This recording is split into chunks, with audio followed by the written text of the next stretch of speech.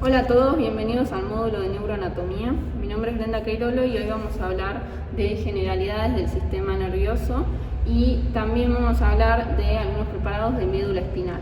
Primero que nada, para comenzar con este módulo tienen que tener en cuenta varios cambios que van a tener en cuanto a la forma de presentar los preparados que veníamos viendo en los módulos de esplagno y locomotor. Por un lado, van a ver que la mayoría de nuestros preparados son preparados enfrascados porque los preparados son mucho más delicados quizás que los de locomotor y esplagnología, y para manipularlos mejor y no dañarlos van a haber muchos preparados en frascos. Y por otro lado, van a tener que tener en cuenta que vamos a usar distintos términos de dirección para indicar cada una de las estructuras. Y hay dos ejes nuevos que tienen que conocer.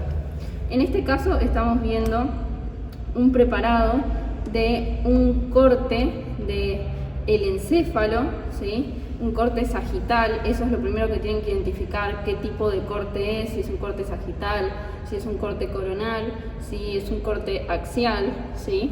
Y luego poder identificar cada una de las estructuras. Entonces, tengamos en cuenta que el sistema nervioso se va a dividir en una clasificación funcional y una anatómica. Nosotros, como vamos a mostrar puramente preparados, vamos a hablar de la clasificación anatómica, en donde vamos a decir que el sistema nervioso está compuesto por el sistema nervioso central y el sistema nervioso periférico.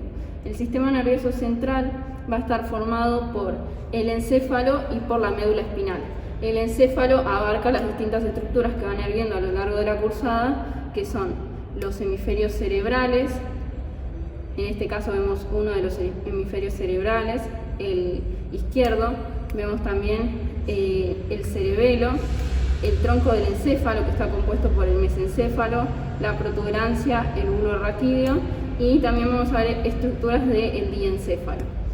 Y la médula espinal va a conformar junto con el encéfalo el neuroeje. Por otro lado, el sistema nervioso periférico va a estar formado por el conjunto de nervios espinales y de los pares craneales y los ganglios periféricos, así como también por la cadena simpática y todas las estructuras que fueron viendo a lo largo de la cursada.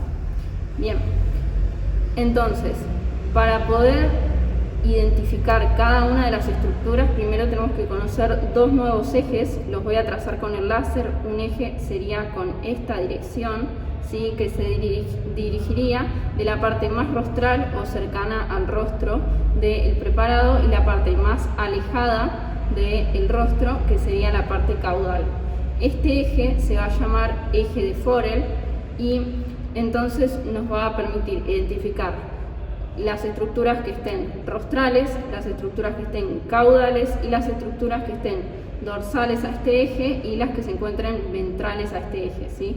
Lo usamos principalmente para hablar de los hemisferios cerebrales, ¿sí? ¿Por qué? Porque en el tronco del encéfalo y en la médula espinal vamos a nombrar un nuevo eje que va a tener esta dirección, ¿sí? Va a ser, por así decirlo, más longitudinal, ¿sí? Céfalo-caudal, y va a ser un eje que se denomina eje de Maynard, y va a entonces darnos los términos de dirección de lo que sería ventral, lo que nosotros anteriormente nombrábamos como estructuras anteriores, ¿sí? Por ejemplo, en esta región la parte más anterior de la protuberancia sería ventral, y por ejemplo el cuarto ventrículo, que sería la parte más posterior del tronco del encéfalo, formaría lo que es dorsal, ¿sí? El mesencéfalo, que es lo más superior, pasaría a llamarse rostral, y la parte más cercana a la médula espinal y hacia inferior sería lo que es caudal, ¿sí? Entonces, usemos siempre estos términos para comparar las estructuras entre sí y poder marcarlas. Entonces vamos a nombrar algunas estructuras a modo de ejemplo para que ustedes sepan cómo tienen que referirse para marcar cada una de estas. Por ejemplo, en el hemisferio cerebral tenemos ubicado rostralmente al resto de las estructuras al lóbulo frontal. Y si nos dirigimos hacia la región más posterior, ahora la vamos a denominar caudal y está ubicado el lóbulo occipital, ¿sí? Bien, otro ejemplo en el tronco del encéfalo es el mesencéfalo, que se encuentra rostral a la protuberancia y rostral a el bulbo raquídeo. Y la protuberancia se va a encontrar caudal al mesencéfalo, ¿sí? Bien, son ejemplos para que sepan cómo dirigirse a cada una de las estructuras. Ahora vamos a ver distintos preparados para poder identificar la sustancia gris y la sustancia blanca. Tienen que saber que la sustancia gris y la sustancia blanca va a tener distinta disposición, ya sea en el sistema nervioso central o en el periférico. En el sistema nervioso central vamos a marcar ejemplos. Acá tenemos un corte coronal de los hemisferios cerebrales, en donde podemos distinguir la línea media por la cisura interhemisférica y la corteza que rodea a cada uno de los lóbulos, ¿sí? Y la observamos con esa coloración en gris, ¿sí? Y para definir a la corteza vamos a decir que está formada por un conjunto de somas neuronales y de células gliales, ¿sí? A diferencia de la sustancia blanca de los hemisferios cerebrales, que va a estar formado por un conjunto de fibras nerviosas. Bien. Además, podemos observar dentro de cada uno de los hemisferios cerebrales distintos núcleos, ¿sí? Por ejemplo, acá observamos el núcleo caudado, que ya van a ver más adelante, por ahora no importa que sepan el nombre, pero ya los van a ir estudiando, en donde encontramos a los núcleos de la base, también denominados anteriormente como ganglios de la base, que son un conjunto de somas neuronales que están ubicados en el sistema nervioso central. En este caso, los núcleos de la base en relación a los hemisferios cerebrales. Además, otras partes del encéfalo, como el cerebelo, también van a tener núcleos dentro de la sustancia blanca. Bien. En este segundo preparado, entonces, vemos una tinción especial que se denomina tinción de Mulligan, que tiene la característica de que se une a los tejidos que tienen mayor cantidad de proteínas, por eso se une a la corteza y a los núcleos, ¿sí? Entonces podemos identificarlos un poco mejor quizás. Y la sustancia blanca no se va a teñir por estar formada por otro tipo de elementos. Bien. Y también tengan en cuenta que en el sistema nervioso periférico vamos a encontrar sustancia blanca en los nervios periféricos y sustancia gris a nivel de los ganglios periféricos, ¿sí? Como los que ustedes conocen, que son ganglios anexos a nervios, como por ejemplo los ganglios de los pares craneales, los ganglios de la cadena simpática, que van a estar conformados por un conjunto de somas neuronales en el sistema nervioso periférico. Bien,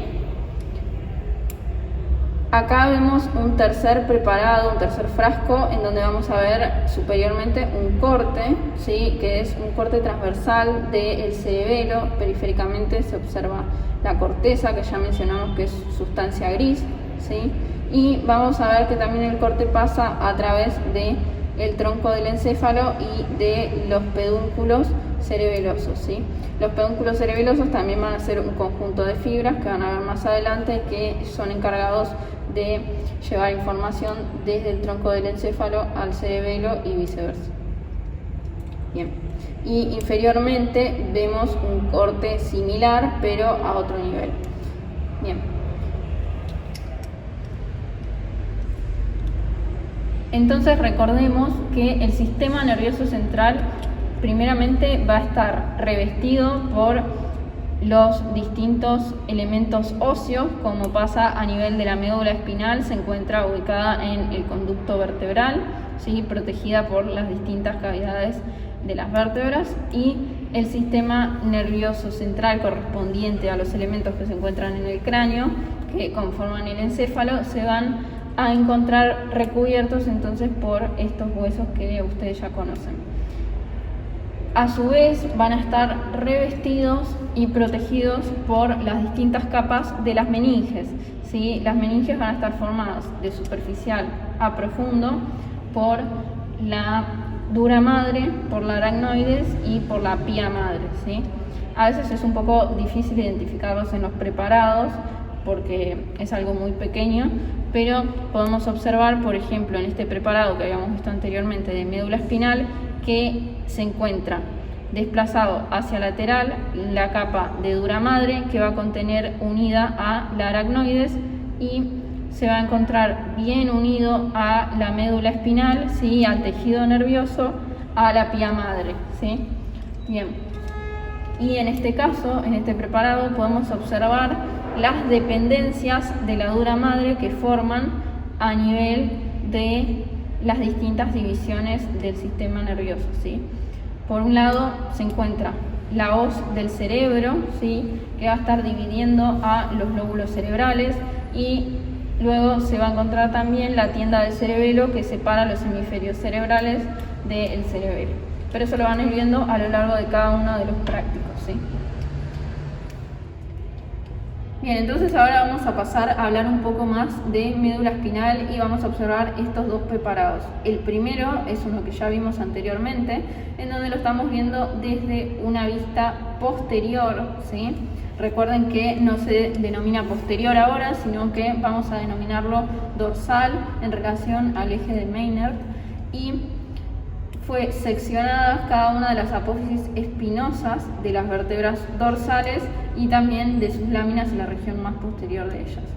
Bien, entonces, este preparado solo corresponde a la región de las vértebras dorsales, o sea, de la médula espinal a nivel dorsal. Pero la médula espinal se va a originar superiormente a nivel de la unión bulbomedular, a nivel del foramen magno, y hacia caudal va a llegar hasta la segunda vértebra lumbar. A partir de ahí se va a formar la cola de caballo, que, como vamos a ver en este segundo preparado, que es un corte sagital en donde vemos ventralmente a los cuerpos vertebrales con los discos intervertebrales, y dorsalmente vamos a observar a las apófisis espinosas con sus láminas.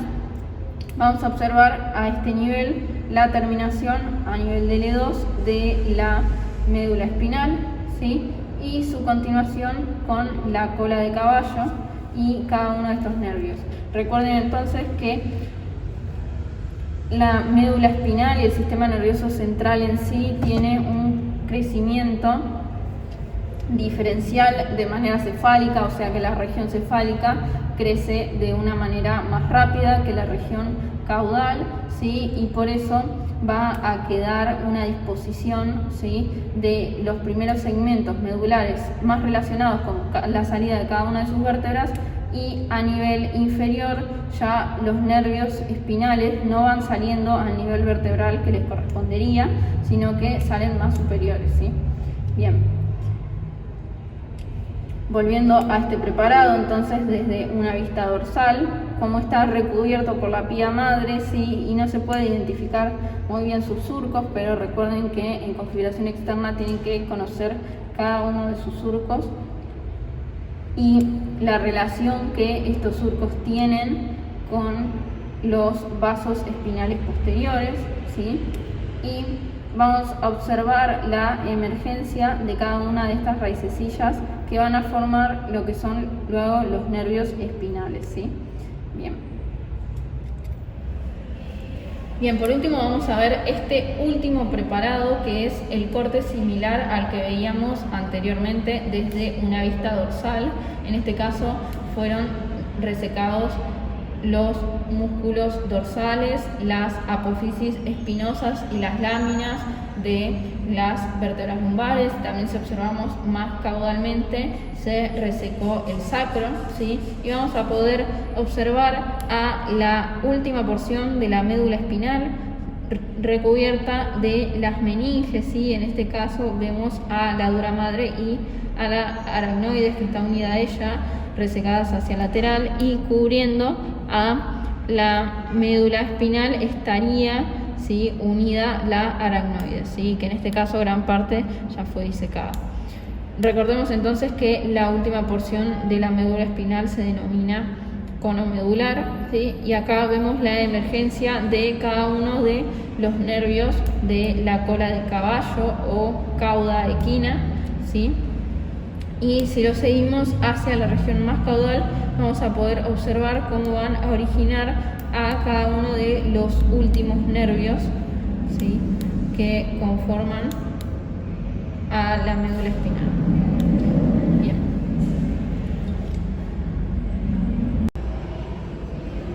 Recuerden también que hay algunas estructuras que no vamos a poder observar en este preparado, pero que igual tienen que conocer teóricamente, como por ejemplo el filum terminale, ¿sí?